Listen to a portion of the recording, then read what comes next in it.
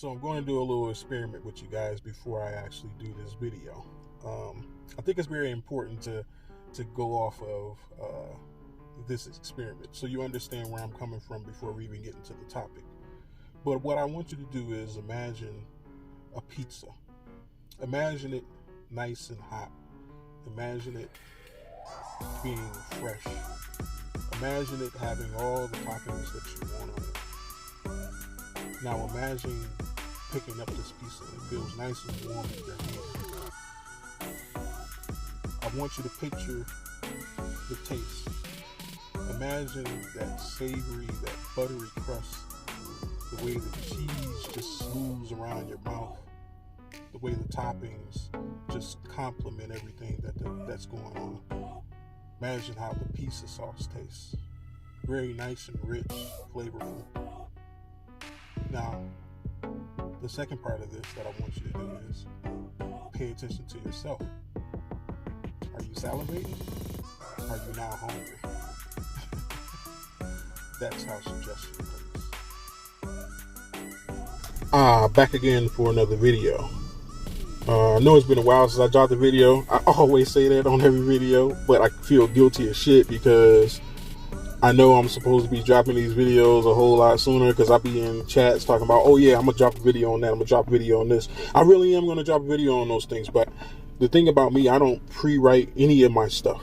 I don't have scripts or anything. As you can see, most times I'm sitting in my car. You know what I mean? So before I make a video, I have to get my thoughts together. I have to get everything that I want to say together. I want to make sure that I'm clear and concise on my point of view. So sometimes it takes a minute for me to compile all my thoughts into a finite point to where I can give it to you in a video. That's just how my brain operates. I can't do the script thing. Like, I tried writing the script and, oh man. That's why I say everything I say is completely off the hip. As a lot of YouTubers, you know, I think freestyle is a good thing because it brings out the true nature of what you want to say. But anyways, so today's topic is going to be about suggestion. This is a topic that is sometimes considered a pseudoscience. People don't believe in, stuff like lie detector test, and, they don't believe into the whole CIA things, portion of things. They don't believe in any of that really, because it's a non-tangible, field. It's a non-tangible aspect or perception that you're describing when you talk about these things. But I'm going to try to explain them. When it comes to suggestion, we see it all the time. We see it in most of what you believe that you are as a person has been cultivated by way of your experiences, and your biology is what pushes that forward. And it's almost like your biology is the energy, and your psychology is, let's put it in the way of electricity. We have wires, we have the things, we have the plastic that coats the wire, and then we have the electricity. The electricity is your biology. The wire is your sociology, and the coating of that wire is your psychology. And through this, one can exist without the other, but they work tangibly in order to create usable electricity, right? So they have to go together in order to form this ability, to turn your light switch on. My point, that this is how I see these things operating. But your biology really can't be changed because you don't have any control over that. Your psychology is hard to uproot, but it can be formed based on certain criteria, and that's where I'm talking to. I'm talking to your psychology when it comes to suggestion. Suggestion is pretty much pulling something out of someone that already exists within them.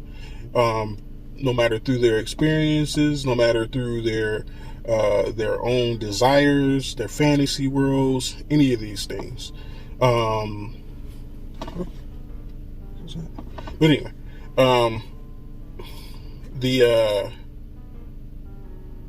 back to what I was saying. That's that's why I gotta stay on track.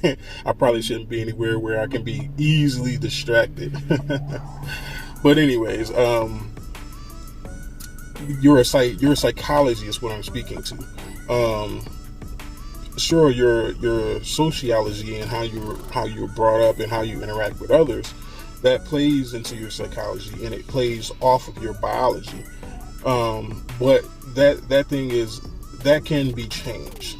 If you want to go from hardest to least to easiest in far of change, it'll be your biology first, it'll be your psychology second, and then it'll be your sociology third.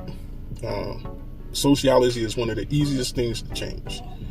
But anyways, you can't suggest anything to anyone who either has not experienced it or who has not seen it before, or who a person who can't imagine it.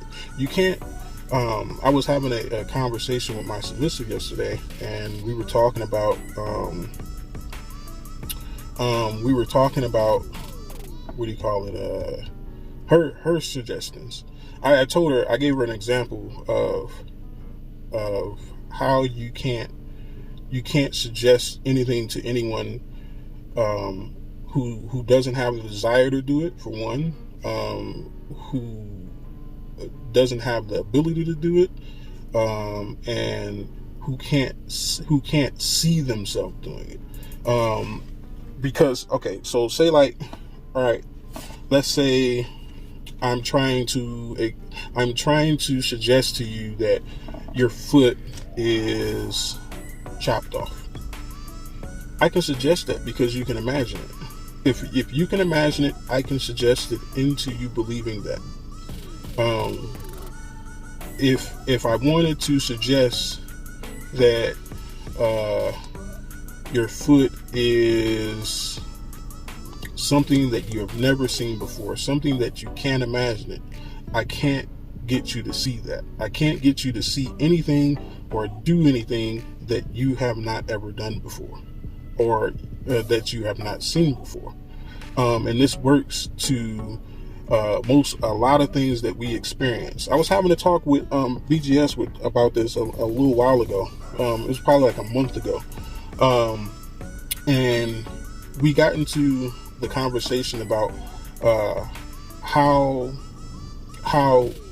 a person's program is either not their choice or it is their choice. I believe it is their choice, due to the fact that there are certain levels of this. Okay, so it's a lot to explain. There are three parts that work for suggestion.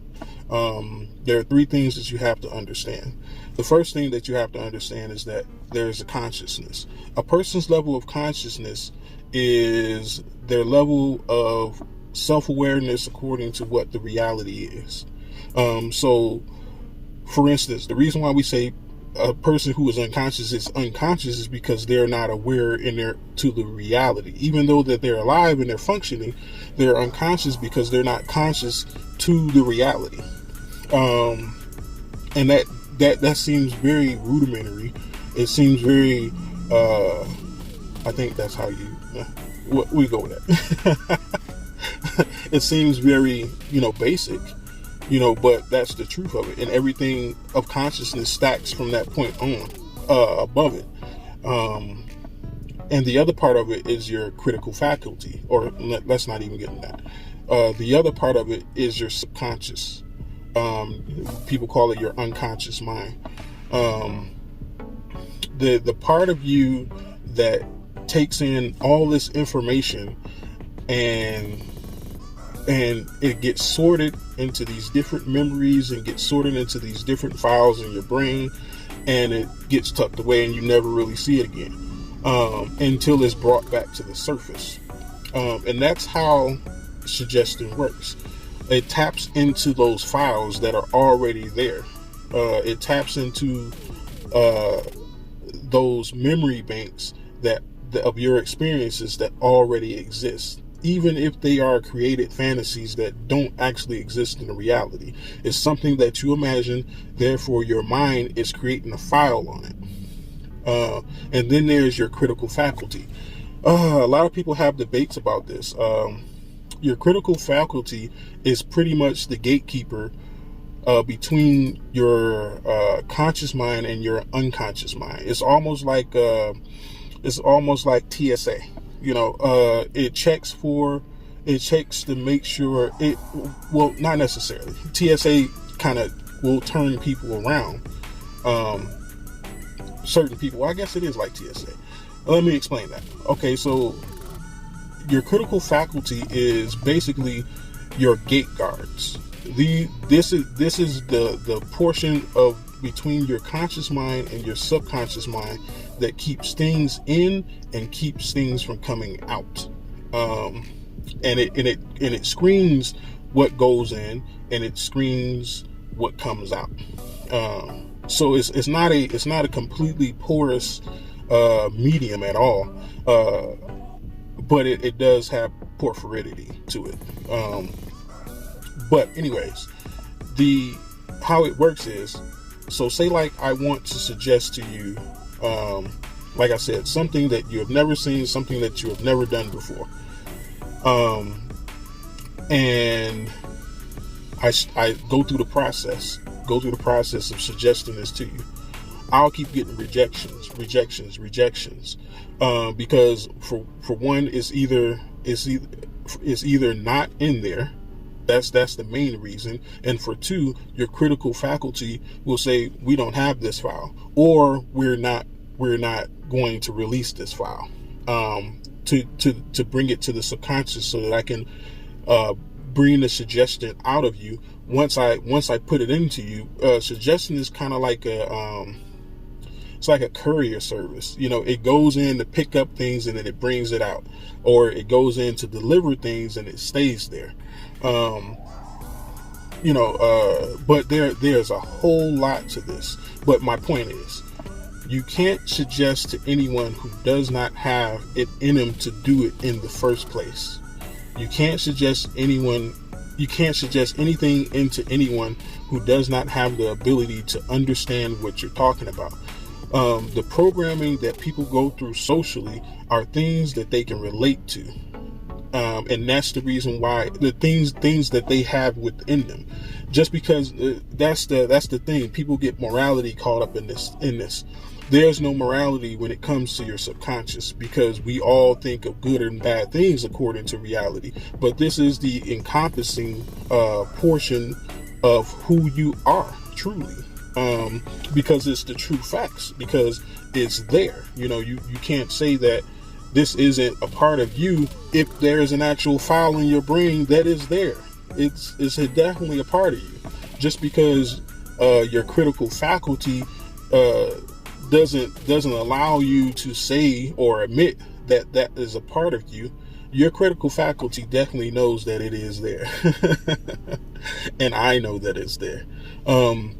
Because there are certain cues that people give, certain things that people say, their body language, everything from the position of their feet, from how they face their chest, to the facial expressions that they make, to the high and low pitches tones of their voice. I pay attention to all of this.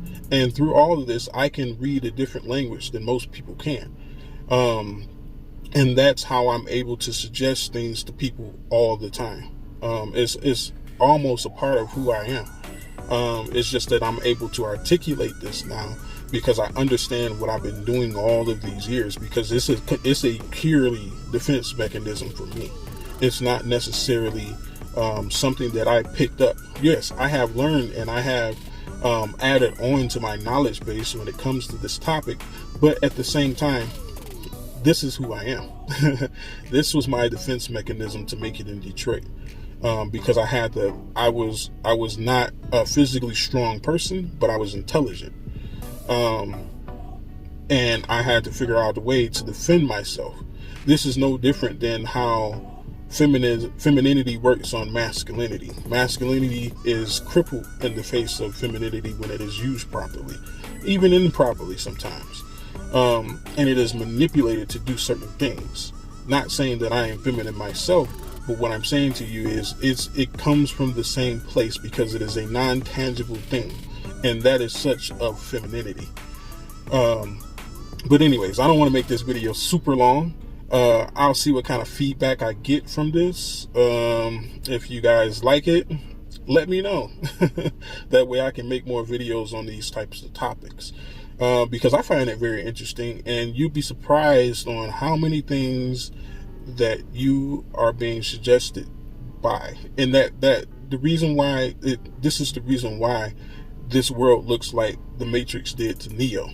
To me, because I can see different things than other people can't see. I think we all have a certain level of ability when it comes to that, but mine just happens to be the subliminal messaging, the subliminal propaganda, all of these things that are trying to suggest to you who you are as a person, and who you should present yourself as a person. But anyway, I don't want to make this too long. Like I said, maybe I'll do a live stream on it, depending on it if anybody will show up. I mean, people do show up, but you know how live streams are. People pop in and pop out. If there's no drama and people are talking about, you know, some things that, you know what I mean, aren't that, you know, drama TV kind of thing, they're not really going to stay. But to the people who want to hear this, just let me know, and I'll create more topics about it. But that's the one thing that I want you guys to understand is that you cannot a person accepting programming is a choice. It's a choice, because it reaches your conscious mind at some point, especially when you get older. When you're younger, not so much, but when you get older, definitely, because it reaches your conscious mind, and then for different reasons. But I can go into that on another topic. Like I said, I don't want to make this super long. But yes, accepting programming is a choice. It is a choice. How the program is expressed, not always a choice. But accepting the program is a choice, especially as an adult. But the other thing that I want you guys to remember is that there are 3 parts to suggestion. It is your conscious mind, your critical faculty, which is your gatekeeper for your subconscious mind. So it's your subconscious mind, your critical faculty, and your unconscious mind. But anyways, this has been the Wolf and Beta Close. And may you have a good day, and peace be with you.